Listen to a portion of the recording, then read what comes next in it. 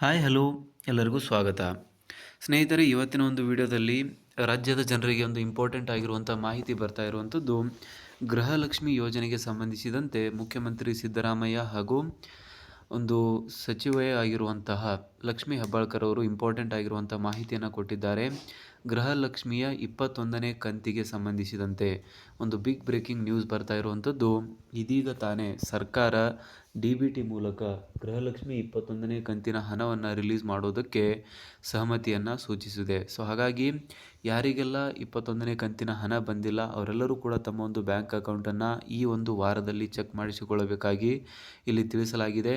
So 12 ಜಿಲ್ಲೆಗಳಿಗೆ ಮೊಟ್ಟ ಮೊದಲನೇದಾಗಿ ಹಣವನ್ನು ಟ್ರಾನ್ಸ್ಫರ್ ಮಾಡಲಾಗ್ತಾ ಇರುವಂಥದ್ದು. ಉಳಿದಂತಹ ಒಂದು ಜನರಿಗೂ ಕೂಡ ಮುಂದಿನ ಒಂದು ವಾರದಲ್ಲಿ ಸಂಪೂರ್ಣವಾಗಿ 21 ಮತ್ತು ಕೆಲವೊಂದಿಷ್ಟು ಜನರಿಗೆ 20ನೇ ಕಂತಿನ ಹಣ ಕೂಡ ಪೆಂಡಿಂಗ್ ಉಳಿದಿರುವಂಥದ್ದು. ಎಲ್ಲಿ KYC ಅಥವಾ ಬ್ಯಾಂಕ್ಗಳ ಕಡೆ ಯಾವುದೇ ರೀತಿಯಾದಂಥ ತೊಂದರೆಗಳೇನಾಗಿತ್ತು ಅದನ್ನು ಕೂಡ ಇವಾಗ ಬಗೆಹರಿಸಲಾಗಿದ್ದು, ಎಲ್ಲ ಒಂದು ಫಲಾನುಭವಿಗಳಿಗೆ ಗೃಹಲಕ್ಷ್ಮಿ ಯೋಜನೆಯ ಒಂದು 21ನೇ ಮತ್ತು 20ನೇ ಕಂತಿನ ಹಣವನ್ನು ಫೈನಲಿ ಟ್ರಾನ್ಸ್ಫರ್ ಮಾಡೋದಕ್ಕೆ ಸರ್ಕಾರ ಆದೇಶವನ್ನು ಹೊರಡಿಸಿದೆ. ಸೊ ಹಾಗಾಗಿ ಮುಂದಿನ ದಿನಗಳಲ್ಲಿ ಎಲ್ಲರಿಗೂ ಕೂಡ ಈ ಒಂದು ಹಣ ಬರಲಿದೆ. ನಿಮ್ಮ ಒಂದು ಖಾತೆಗೆ ಅಟ್ಲೀಸ್ಟ್ 20ನೇ ಕಂತಿನ ಹಣ ಬಂದಿದೆ ಅಂತ ಕಮೆಂಟಲ್ಲಿ ತಿಳಿಸಿ.